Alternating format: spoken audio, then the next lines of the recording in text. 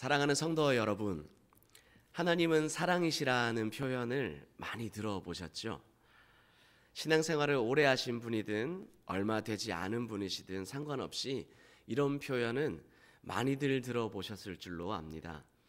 이 말이 성경에 어디에서 찾아볼 수 있냐면 바로 오늘 본문 요한 1서에서 찾을 수 있는데요.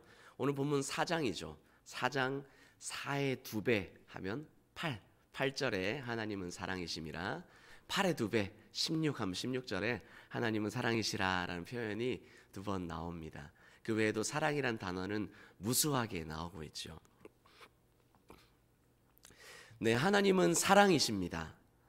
아니, 이것은 조금 더 자세히 말하면 하나님은 사랑 그 자체이십니다 라는 말로 바꿔야 합니다.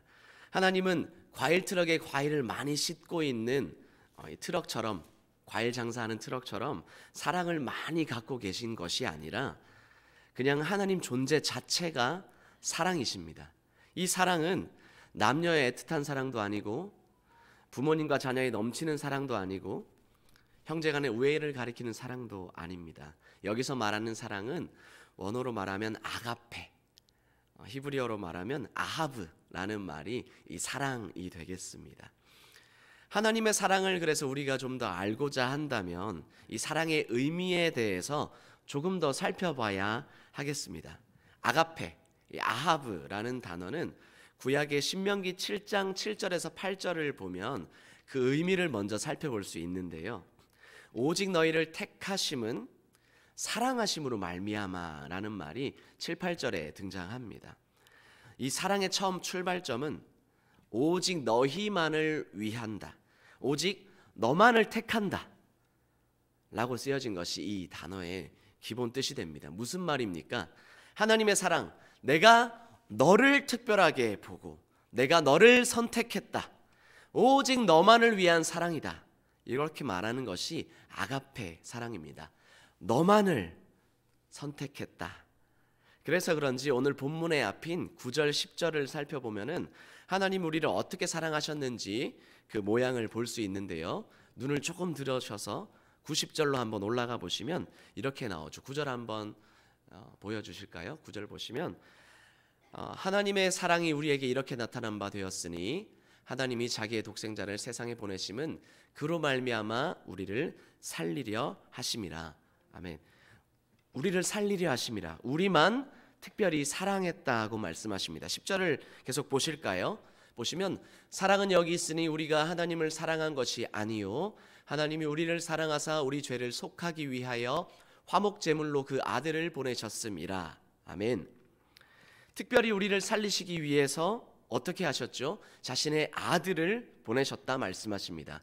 이것이 아가페 사랑입니다. 특별히 너만을, 우리를 사랑하기 위해서 아들을 보내신 것이 아가페 사랑입니다. 이 아가페 사랑에는 한 가지 큰 특징이 있습니다. 그것은 나는 하나님을 사랑하지 않았는데 하나님께서 나를 먼저 특별히 사랑했다는 것이 그 특징입니다. 자격 없는 우리를 무조건 끌어안아 주셨다. 그래서 이 아가페 사랑을 무조건적인 사랑이다, 희생하는 사랑이다 라고 말하게 됩니다. 하나님은 사랑의 원천입니다. 하나님은 사랑 그 자체이십니다. 진짜 사랑은 이렇게 하나님으로부터 시작하는 것이죠. 이러한 하나님의 사랑을 오늘 본문에서 무엇이라고 표현하고 있냐면 온전한 사랑이다 라고 말을 하고 있습니다. 하나님은 이 온전한 사랑, 요한 사도를 통해서 이 아가페의 사랑을 짧은 서신 내에서 계속해서 반복하고 있는데요. 2장에서도 3장에서도 4장에서도 5장에서도 계속 반복합니다. 제가 한번 세어보니까 이 한 편지에서 무려 40번 넘게 사랑에 대해서 이야기를 하고 있습니다. 하나님께서는 요한 1서를 통해서 왜 이렇게 사랑을 반복하고 또 반복하고 계실까요? 반복은 아시다시피 강조하는 거죠. 강조하는 것은 그만큼 이유가 있다는 말입니다. 그 이유는 바로 하나님이 원하시는 뜻이 있다는 것입니다. 요한 1서를 듣고 읽는 자들에게 하나님이 바라는 소원이 있기 때문입니다. 그것이 무엇일까요? 오늘 읽은 본문 17절을 저희가 한 목소리로 다시 한번 읽어보도록 하겠습니다. 17절입니다. 읽겠습니다. 이로써 사랑이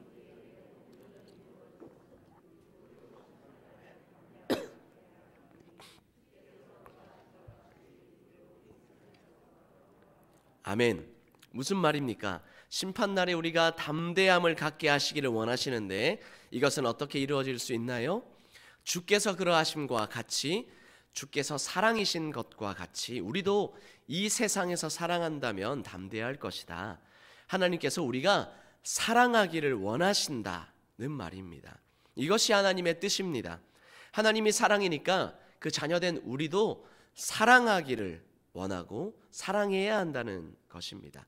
말만 사랑합니다 하는 것이 아니라 우리가 하나님 그 자체이신 사랑처럼 되어야 한다는 것이죠.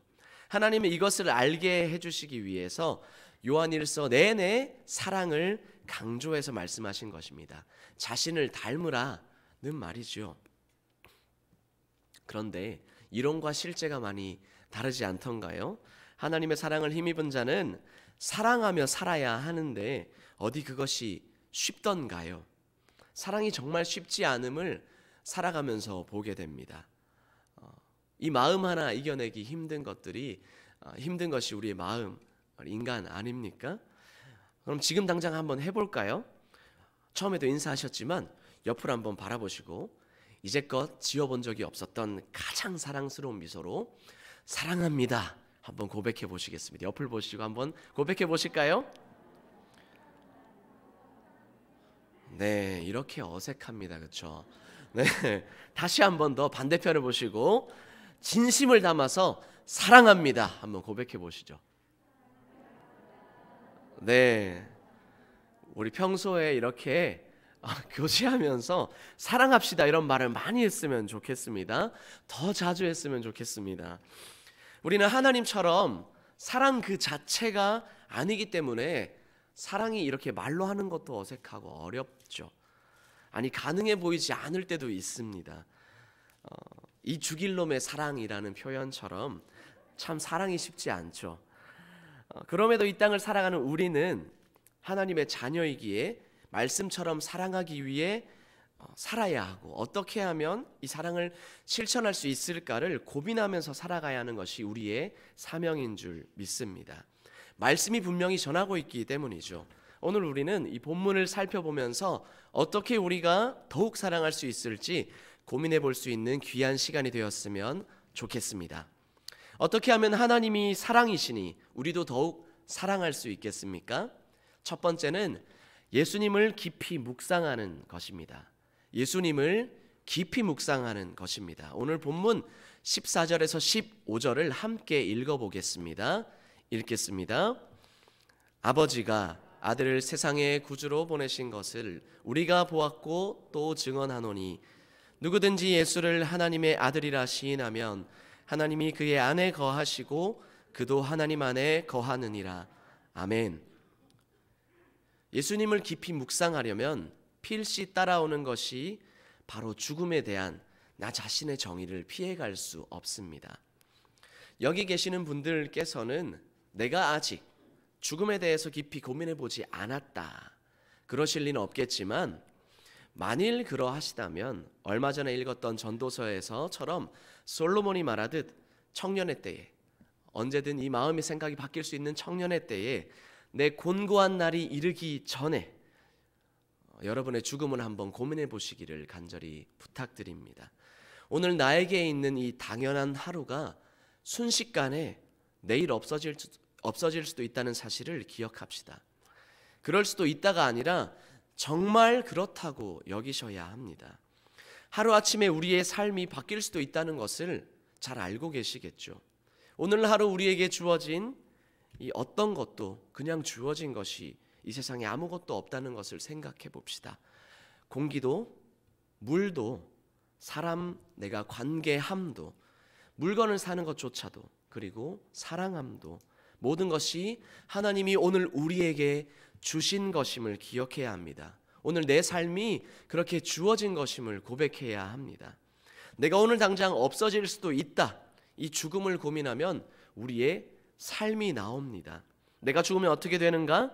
그 이후에 나는 어떻게 살아가는가? 성경이 말합니다. 한번 죽는 것은 사람에게 정한 것이요 그 이후에는 심판이 있으리니. 아멘. 죽으면 더 이상 오늘처럼 살아갈 수 없습니다. 내일 가기로 한 맛집도, 집 앞에 새로 생긴 도너츠 집도 갈 수 없습니다. 보통 우리는 이 죽음을 매일 생각하며 살기 어렵기에 이 생각을 장례식장에 가서 더욱 많이 하게 되지요. 죽음 앞에 다 똑같더라. 잘난 사람 못난 사람 어느 사람도 죽음 앞에서 다 동일하더라. 그래서 전도서 7장에 말하고 있는 것이 초상집에 가는 것이 잔치집보다 더 낫다고 말하고 있는 것이 아니겠습니까? 그럼 다 똑같으니 그냥 허무하게 인생을 허비하며 살아가는가? 그렇지 않겠죠. 죽음을 묵상하면서 인생이 똑같음을 느낄 때마다 그렇기에 죽음을 이기시고 살아나신 예수 그리스도를 더욱 바라볼 수 있고 바라봐야 하겠습니다. 그분은 죽음을 이기셨기에 힘이 있으십니다. 할렐루야. 나의 모든 문제를 해결하실 힘이 능히 있으신 분이십니다. 할렐루야. 사랑하는 여러분, 따라서 하나님이 사랑이라서 우리가 더욱 사랑하고 싶다면 죽음 앞에 동일할 뿐인 나의 인생을 돌아보면서 예수 그리스도를 묵상합시다. 그분이 행하신 일을 기억합시다. 예수 그리스도로 인해서 소망이 없었던 내 삶에 소망을 입혀주시고 새 생명을 살게 하심을 내 입술로 내 귀가 듣도록 고백해 봅시다. 때마침 다가오는 크리스마스는 예수님의 탄생하심을 기억하는 날이죠. 누구를 위해 이 땅에 오셨습니까? 아가페, 특별히 나를 위해서, 나만 위해서 베푸신 아가페의 사랑을 보이시기 위해서 나를 위해서 이 땅에 오셨습니다. 죽을 수밖에 없는 나의 생명을 구하시려고 이 땅에 오셨습니다.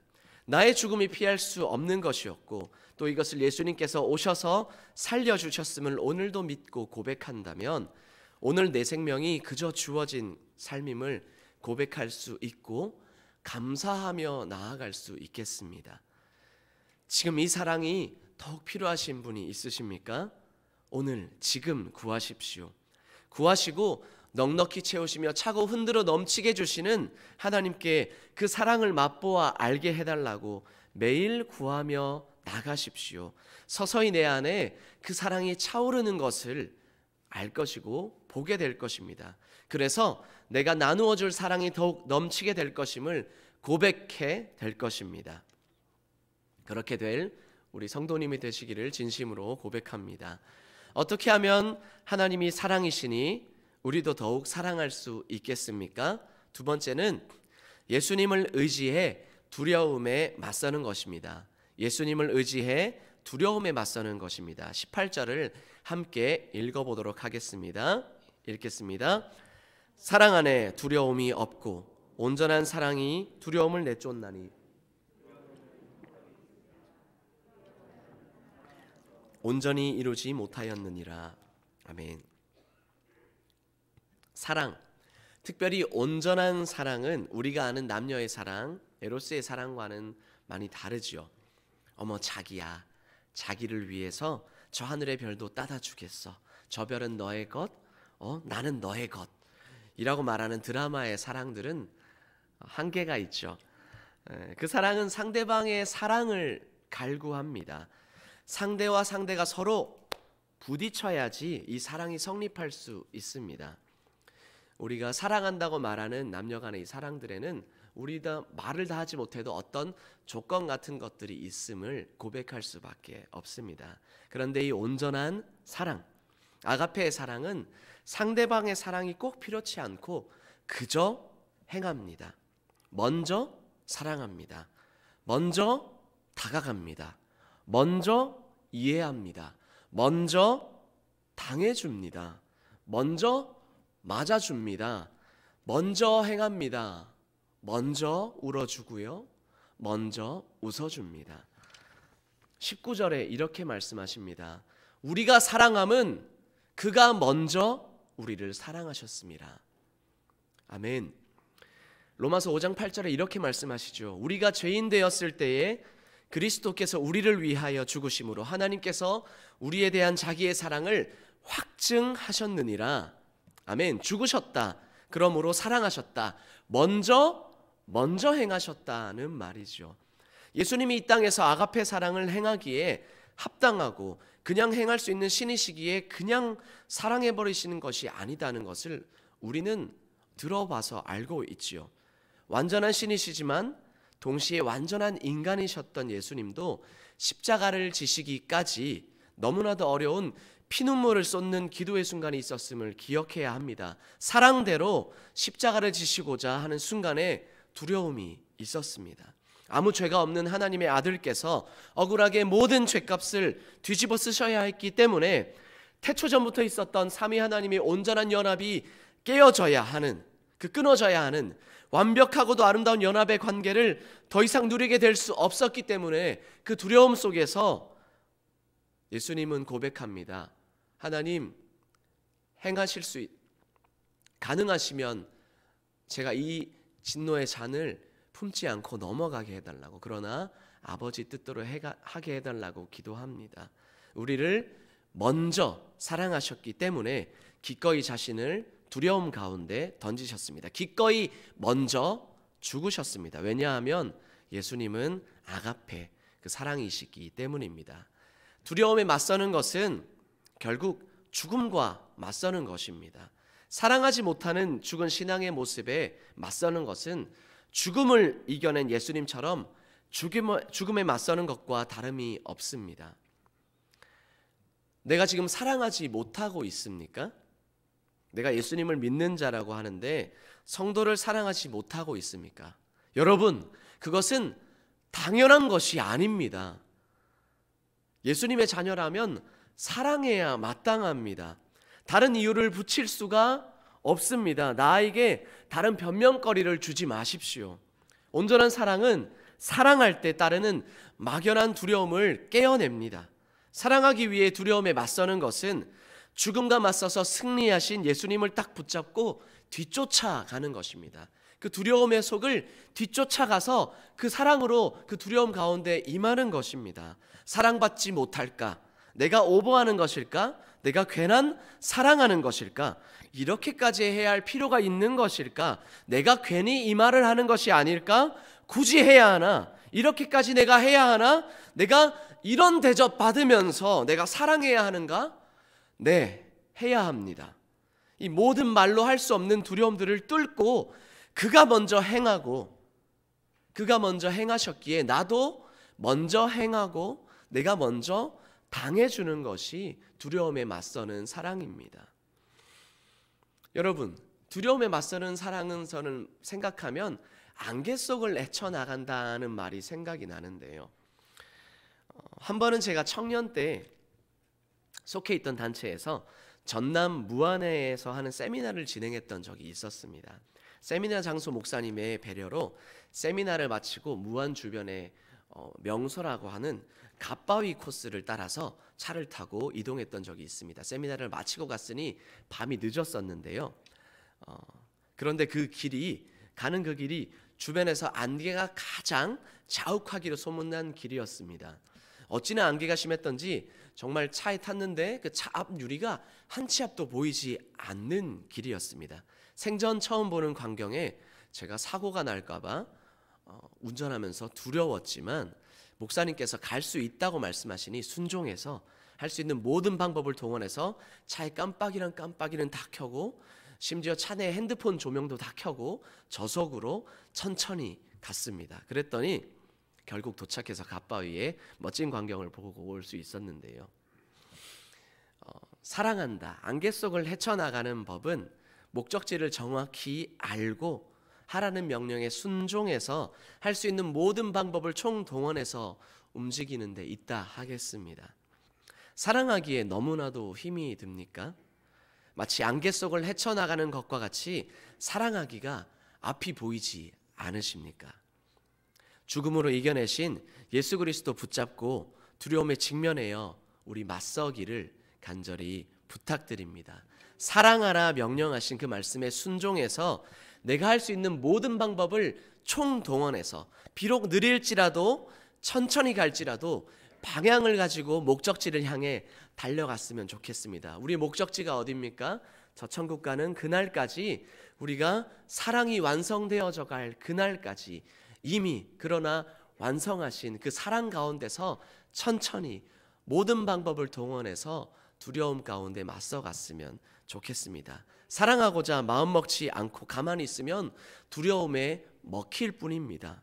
사랑은 할지 말지가 아닌 그저 먼저 행하는 것입니다. 이렇게 할까 저렇게 할까가 아니라 그저 행하는 것임을 우리가 고백했으면 좋겠습니다. 정면 승부해서 우리가 더욱 사랑할 수 있기를 간절히 소망합니다. 어떻게 하면 하나님이 사랑이시니 우리도 더욱 사랑할 수 있겠습니까? 세 번째는 예수님 믿는 공동체에서 연습하는 것입니다.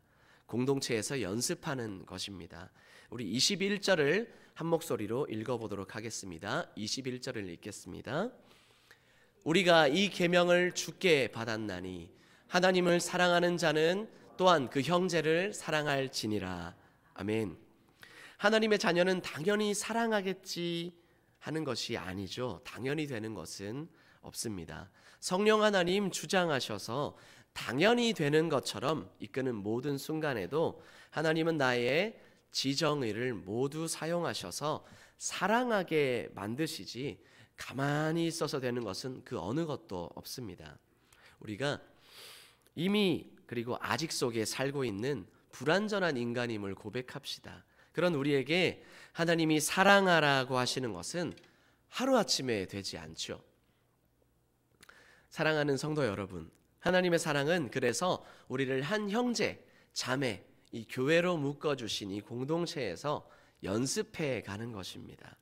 방향성을 가지고 끝까지 해나가는 것입니다. 우리가 공동체에서 죽음을 이기신 예수님 의지해서 두려움 속에서도 사랑하기로 결정하고 사랑을 막는 죽음과도 같은 두려움을 이겨내고 사랑할 때, 그럴 때 모든 사람이 하나님께서 사랑임을 알게 된다고 말합니다. 죄송합니다. 목사님, 저는 사랑하기는 하는데 에이 쑥스럽습니다. 목사님, 사랑하는 거는 잘하는 사람이 해야지요. 저는 못합니다. 사랑하기에 적절한 자는 이 세상에 아무도 없습니다. 우리에게 사랑이 없기 때문입니다. 하나님은 사랑 그 자체이시지만 인간은 사랑을 담을 수 있는 트럭과 같다고 봐야 하겠습니다. 그래서 사랑이신 하나님을 담아서 사랑해 봐야 합니다. 하나님께서 항성, 빛을 내는 항성이시면 우리는 빛을 받아서 빛을 보여줘야 하는 행성과 같습니다. 스스로 빛이 나는 행성이 없죠. 행성은 그저 빛을 받아서 움직일 뿐입니다. 하나님의 사랑을 담아서 우리도 사랑해 보는 것이 필요합니다. 지금 사랑을 수없이 적어낸 이 글을 적은 요한은 처음부터 이렇게 사랑을 말할 수 있었겠습니까? 요한의 별명이 보아너게, 우레의 아들이었다고 합니다. 성격이 급한 자를 이렇게 일컬었는데요. 성격이 우르르 쾅쾅 했다는 것입니다. 그런 요한이 예수님을 구주로 만나고 나서는 사랑의 사도로 일컬어지기까지 변화의 과정이 있었다는 것은 쉽게 추측해 볼 수 있죠. 저 또한 나만을 위한 삶을 살아오고자 했었던 참으로 부족한 존재가 이제는 목사가 되어서 이렇게 요한의 이 사랑을 여러분에게 전하며 사랑하라고 지금 말하고 있습니다. 예수님을 구주로 만났기에 말합니다. 또한 저를 믿고 참아주며 사랑을 베풀며 살아온 수없이 많은 공동체 속에서 거쳐가며 사랑을 연습해보고 사랑을 하고자 애써와 봤기에 이렇게 사랑하고자 또 말하고 사랑을 말할 수 있습니다. 이런 저조차도 오늘 하나님이 쓰고 계십니다. 왜 저를 통해서 이런 말을 하고 계십니까? 우리가 하나님 닮아서 사랑하라고 오늘 저를 사용하셔서 이렇게 말씀하고 계십니다. 사랑하는 신광의 성도 여러분, 내게 공동체, 이 교회를 주신 이 장소에서 내 유익, 내 만족, 나의 사람들을 만들어내는 것보다 더 높은 가치를 우리가 한번 바라보았으면 좋겠습니다. 나의 목숨을 내어줄 만큼 예수님을 붙잡고 다가오는 두려움을 이겨내며 온전한 사랑을 연습해보는 장소로 여러분의 속한 공동체를 선택해 주십시오. 그리고 실천해 주십시오. 내 가족, 나의 구역, 나의 부서가 그 장소가 되면 좋겠습니다. 내가 사랑할 때 우리 구역에 영혼이 살아나고, 구역이 살아나고, 교회가 살아납니다. 우리가 사랑할 때 우리 교회에 생명이 샘솟습니다. 교회가 사랑할 때 세상의 이웃이 우리를 보고 말을 합니다. 저 사람들이 크리스천이다. 저 사람들이 요즘 같은 시대에 저렇게 행하네. 말로 그 사람들이 우리에게 다 표현해내지 못하더라도 우리의 사랑함을 보면서 이웃은 하나님의 사랑을 알게 된다고, 생각해야 된다고 말하고 있습니다. 사랑하는 성도 여러분, 한 해의 마지막을 향해 가고 있습니다. 사람은 어떤 일을 마무리할 때 이전에 지나온 길을 한번 살펴보게 된다고 합니다. 각자의 기준으로 그 길을 평가하고 반성하고 다시 새로운 길을 계획해 보게 됩니다. 지나온 우리의 삶의 목표에 내가 사랑으로 원없이 그리스도를 드러내자라는 목표가 혹시 있었습니까? 만약 사랑하자 하는 목표가 내 이번 한 해 가운데 없었더라면 내년에는 더욱 사랑하자라는 목표를 가지는 것은 어떠할까요? 그래서 우리의 목표가, 나의 목표가 내년 한 해를 마무리할 때 나는 정말 원없이 사랑했다. 하나님 말씀대로 사랑했다. 내가 오늘 죽더라도, 내일이 내게 없을지라도 오늘 나를, 내 가족을, 내 이웃을 사랑했다 라고 외칠 수 있는 우리 신광의 성도님들 되시기를 진심으로 기도합니다. 그래서 죽음을 지나서 두려움을 뚫고 주어진 공동체에서 사랑을 드러내고, 더 나아가 우리 교회의 사랑이 우리 주변의 이웃까지 변화시켜서 그렇게 변화받은 이웃들이 인천을 변화시키고 우리 한국 땅을 변화시켜 나가기를 진심으로 소망합니다. 우리 함께 기도하겠습니다.